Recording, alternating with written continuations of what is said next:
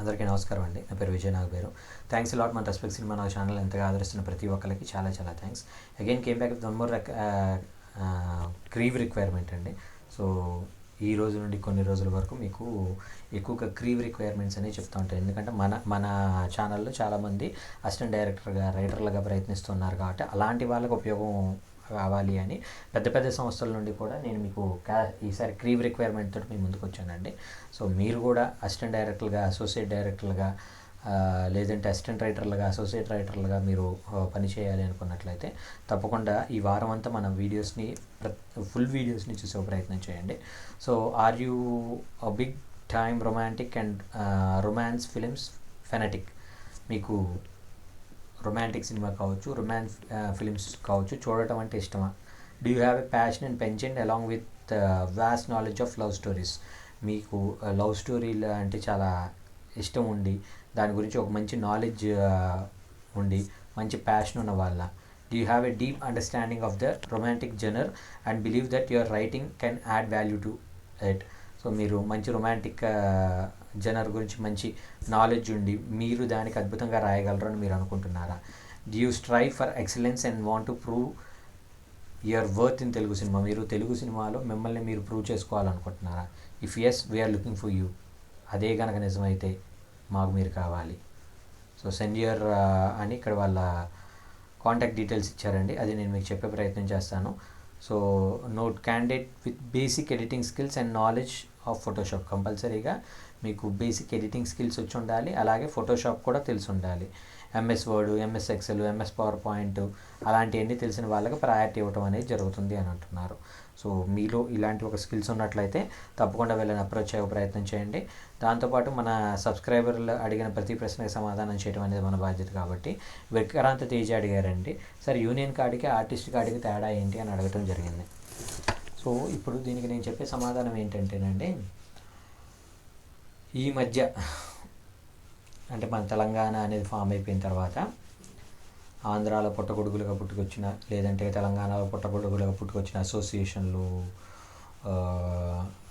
యూనియన్లు, ఏకంగా ఫెడరేషన్లు పుట్టుకొచ్చినాయి, ఛాంబర్లు పుట్టుకొచ్చేసినాయి. అదంటే అసలు ఒక ఛాంబర్ అంటే ఏంటో తెలియని వాళ్ళు, ఫెడరేషన్ అంటే ఏంటో తెలియని వాళ్ళు, అసోసియేషన్ అంటే ఏంటో తెలియని వాళ్ళు, యూనియన్ అంటే ఏంటో తెలియని వాళ్ళు ఇష్టాదిష్టిగా పెట్టుకుంటూ వెళ్ళిపోయారు. ఇక్కడ మెయిన్గా అసోసియేషన్కి యూనియన్కి ఉన్న తేడా తెలుసుకుందామండి ఈ వీడియోలో. యూనియన్ అంటే ఏంటంటే కార్మిక సంఘం.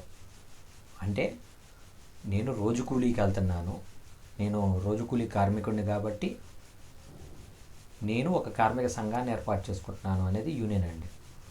సినిమా ఇండస్ట్రీలో మనకి లైట్ ఆఫీసర్స్కి యూనియన్ ఉంటుంది, అలాగే ఏమంటారు జూనియర్ ఆర్టిస్ట్కి యూనియన్ ఉంటుంది, అలాగే లో గ్రేడెడ్ కేటగిరీస్, అలాగే production boys and food serve చేసే వాళ్ళకి యూనియన్ ఉంటుంది. సో అలాగే మేకప్ యూనియన్ ఉంటుంది, అలాగే కాస్ట్యూమ్ యూనియన్ ఉంటుంది. అలా కాకుండా డైరెక్టర్లకి అసోసియేషన్ ఉంటుందండి, యూనియన్ ఉండదు. రైటర్లకు అసోసియేషన్ ఉంటుంది, యూనియన్ ఉండదు. డాన్సర్స్కి అసోసియేషన్ ఉంటుందండి, యూనియన్ ఉండదు. సో ఇలాగ ఏవైతే రెస్పెక్టివ్ క్రాఫ్ట్స్ ఉన్నాయో అలాగే ప్రొడ్యూసర్స్ అసోసియేషన్ ఉంటుంది, యూనియన్ ఉండదు. ఎందుకంటే వీళ్ళందరూ దినసరి కూలీలు కాదు. సో కార్మిక సంఘం వేరు, అసోసియేషన్ వేరు. ఇప్పుడు అసోసియేషన్ అంటే మీకు అర్థం ఒకటి ఎలా చెప్తాను. ఫర్ ఎగ్జాంపుల్ మీరుంటున్న అపార్ట్మెంట్కి ఒక అసోసియేషన్ ఉంటుంది కదా, ఆ అసోసియేషన్కి ఈ సినిమాకి సంబంధించిన అసోసియేషన్లకు పెద్ద తేడా ఏమి ఉండదు. ఆ అసోసియేషన్లో రూల్స్ అండ్ రెగ్యులేషన్స్ ఏముంటాయో ఈ అసోసియేషన్లో కూడా రూల్స్ అండ్ రెగ్యులేషన్స్ అవే ఉంటాయి. అంటే మీరు పెట్టుకునే రూల్స్ అండ్ రెగ్యులేషన్స్, అలాగే ఇక్కడ మేము పెట్టుకునే రూల్స్ అండ్ రెగ్యులేషన్స్ మాత్రం ఉంటాయి. సో మా డైరెక్టర్స్ అసోసియేషన్లో కంపల్సరీ ఈ 2-3 సినిమాలు పనిచేసి ఉండాలి, దాంట్లో టైటిల్ పడి ఉండాలి. రెస్పెక్టివ్ డైరెక్టర్, మా అసోసియేషన్లో సభ్యత్వం ఉన్న డైరెక్టర్ ఎవరైతే ఉన్నారో ఆయన సంతకం పెట్టిన ఒక లెటర్ కనుక మాకు పంపించినట్లయితే అప్పుడే మేము సభ్యత్వం ఇస్తాము అనేది డైరెక్టర్స్ అసోసియేషన్ రూల్. అలాగే ఇంత అమౌంట్ కట్టాలి, అసిస్టెంట్కి అయితే ఎంత, అసోసియేట్కి అయితే ఎంత, కో డైరెక్టర్కి అయితే ఎంత, డైరెక్టర్కి అయితే ఎంత అమౌంట్ కట్టాలి అనేది ఉంటుంది.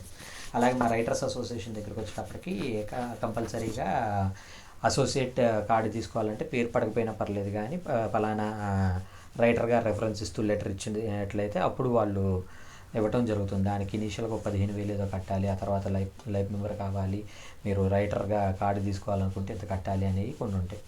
సో అది మీకు యాప్ట్ అవుతుంది అనుకున్నట్లయితే you can go on with. So అంతేనండి. సో అసోసియేషన్కి యూనియన్కి ఉన్న తేడా అయితే అదే. కాకపోతే నేనేమంటాను అంటే ఇప్పుడు ఆర్టీసీ కార్డ్ అని అంటున్నారు. ఆర్టీసీ కార్డ్ అనేసరికి ఇక్కడ లిటరల్గా ఒక్క హైదరాబాద్ బేస్డ్గా 300 నుండి 500 మంది అసోసియేషన్లు పెట్టేసి వాళ్ళు కార్డులు అమ్ముతున్నారండి, ఇష్టాసారంగా అమ్ముతున్నారు. అవి ఎందుకు పనికిరావు. ఇప్పుడు పోనీ sir movie artist association card మీకు పనికి వస్తుందా అంటే అది కూడా ఎందుకు పనికిరాదు. 2 సంవత్సరాలకు ఒకసారి ఓటు వేయడానికి వాళ్ళు ఏదైనా అసోసియేషన్ సభ్యులకి లబ్ధి చేకూరుస్తూ వాళ్ళు ఏదైనా ఫ్లాట్లు కావచ్చు, లేదంటే వాళ్ళు ఏదైనా సేవా కార్యక్రమాలు కావచ్చు, లేదంటే చనిపోయిన వాళ్ళకి ఇంత డబ్బుని కావచ్చు, లేదంటే హెల్త్ ఇన్సూరెన్స్ కార్డులని కావచ్చు, ఇలాంటివి ఏవైనా లబ్ధులు చేకూరుతాయని ఒక ఇది తప్పించి ఏముండవండి. ఇదే యూనియన్ దగ్గరికి వచ్చేటప్పటికి ఏంటంటే వీళ్ళు గవర్నమెంట్ త్రూగా లబ్ధి పొందే కొన్ని ఉంటాయి. వీళ్ళు ఏంటంటే మేము యూనియన్ అండి, సో మేము దినసరి కూలీలను రోజు వారి సంపాదించుకునే కార్మికులం కాబట్టి మాకు మీరు చేయగలిగే సాయం చేయండి అని ఈ యూనియన్స్ వెళ్ళి, అంటే ఇప్పుడు ఫ్యాక్టరీస్ యూనియన్స్ ఎలాగైతే ఉంటాయి వీళ్ళకి కూడా అలాంటి కొన్ని పరిధులనే ఉంటాయి. సో వీళ్ళు వెళ్ళి రెస్పెక్టివ్ కార్మిక సంఘ నాయకుల్ని కావచ్చు, కార్మిక సంఘ మంత్రుల్ని కావచ్చు కలవచ్చు, కలిసి వాళ్ళ ద్వారా పొందే లబ్ధిని కూడా పొందడానికి పాసిబిలిటీస్ అనేవి ఉంటాయి. So that is all the thing is అండి. సో విక్రాంత్ గారు, సో మీరు అడిగిన ప్రశ్నకి సమాధానం వచ్చింది అనుకుంటున్నాను. సో సమాధానం నచ్చినట్లయితే లైక్ చేయండి, వీలైనంత ఎక్కువ మందికి షేర్ చేయండి. ఇలాంటి ఇంకా ఇన్ఫర్మేటివ్ కంటెంట్ కావాలి అనుకున్నట్లయితే తప్పకుండా కమెంట్ రూపంలో అడిగే ప్రయత్నం చేయండి. ప్రతి ప్రశ్నకి ఆన్సర్ చేయడం జరుగుతుంది. అండ్ తప్పకుండా సబ్స్క్రైబ్ చేసుకోండి. సో వీడియో నచ్చిందా లైక్ చేయండి. సో డిస్క్లైమర్ అనేది మీ అందరికీ తెలిసిందే కదా, పర్టికులర్ క్రీవ్ రిక్వైర్మెంట్కి నాకు ఎటువంటి వ్యక్తిగతమైన లావాదేవీలు లేవు. ఎవరైనా మిమ్మల్ని డబ్బులు అడిగినా, మోసం చేసేయడానికి ప్రయత్నించినా దయచేసి వాళ్ళు ఇగ్నోర్ చేసే ప్రయత్నం చేయండి. ఎందుకంటే మన ఛానల్లో ప్రతిరోజు కాస్టింగ్ రిక్వైర్మెంట్ అనేది వస్తుంటుంది కాబట్టి కాస్టింగ్ రిక్వైర్మెంట్ ద్వారా మీ అందరికి మంచి మంచి అవకాశాలు రావాలి అని మనస్ఫూర్తిగా కోరుకుంటున్నాను. So getting back to the contact details వచ్చేసి వీళ్ళు ఓన్లీ మెయిల్ ఐడి ఇచ్చారండి. ఆ మెయిల్ ఐడి నేను మీకు చెప్పే ప్రయత్నం చేస్తాను.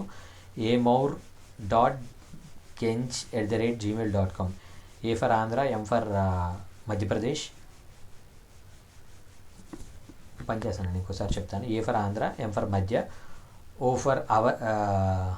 For onion, U for union, R for Rajesh, full stop, GENZ, G for great, E for earn, N for Nagabairu, Z for zebra @gmail.com అనేది వీళ్ళ మెయిల్ ఐడి అండి. సో డిస్క్లైమర్ అనేది మీ అందరికీ తెలిసిందే కదా, పర్టికులర్ కాస్టింగ్ రిక్వైర్మెంట్కి పర్టికులర్ క్రీవ్ రిక్వైర్మెంట్కి నాకు ఎటువంటి వ్యక్తిగతమైన లావాదేవీలు లేవు. డబ్బులు అడిగినా, మోసం చేయడానికి ట్రై చేసినా చేయని దూరం జరగండి. వాడి దగ్గర డబ్బులు లేనివాడు ఎప్పటికీ సినిమా చేయలేడు, చేసినా రిలీజ్ చేయలేని దానికి మీరు డబ్బులు పెట్టాలని మీ మూర్ఖత్వం అవుతుంది. అలాంటి మూర్ఖులుగా మీరు ఎవరు మిగిలిపోకూడదని మనస్ఫూర్తిగా కోరుకుంటున్నాను. Thank you and all the best.